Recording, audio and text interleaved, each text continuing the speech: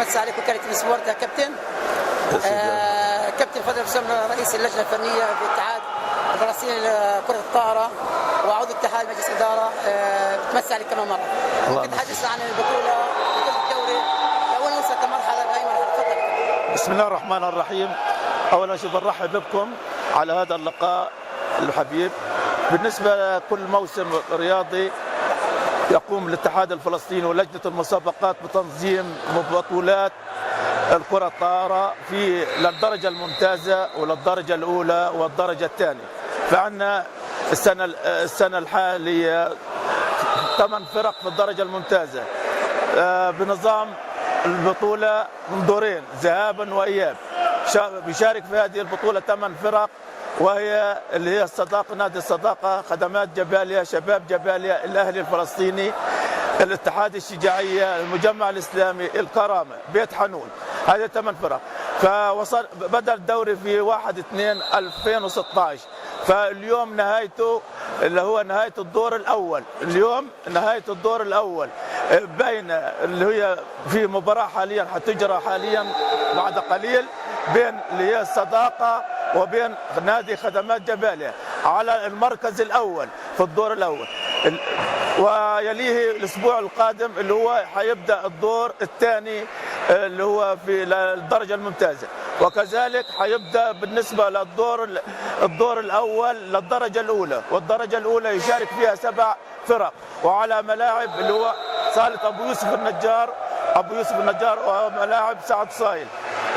وبعد هذه البطولة حتجرى أيضا بطولة الدرجة الثانية إن شاء الله. كابتن فضل، هل هناك من خلال الفعالية الدورية بصفة عامة هناك برز الفرق أندية طيبة ومميزة وخاصة لاعبين متميزة في هذه اللعبة؟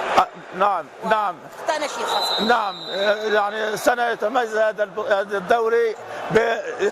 الدوري بالفرق. برز منها عدة فرق يعني على مستوى عالي، لأنه شباب جباليا لأنه بقى دائما يحصل على المركز الثاني. فالسنة يعني محتمل يحصل على المركز وبينافس على المركز الأول أو الثاني.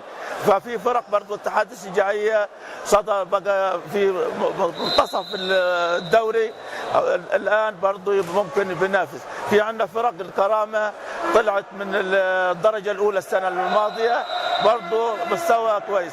في عندنا شباب يعني صغار السن متقدمين لياقيا ومهاريا يعني ان شاء الله. حدثنا عن التحكيم وصغر.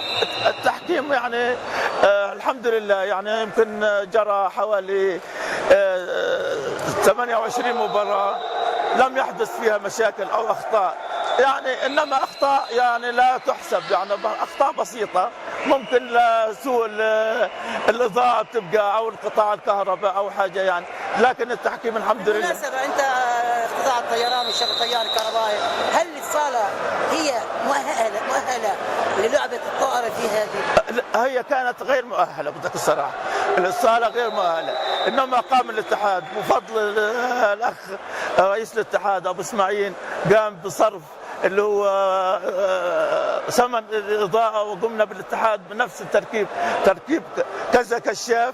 كذا كشاف يعني على اساسه، لكن برضه الاضاءه برضه فوق ما ركبنا كشافات انه الاضاءه برضه ضعيفه. كابتن فضل، احنا بنشكر حضرتك الله يبارك وكالة تيم سبورت في اضافتك معنا، ونتمنى لك ولباقي الانديه جميعا المشاركين بهذا الدورة التوفيق، ونتمنى للاتحاد الفلسطيني لكرة الطائرة التوفيق ومزيد من النجاحات ان شاء الله. بارك الله فيك، ونحن بنشكركم كثير وعلى تغطيتكم هذه البطوله ان شاء الله. بارك الله.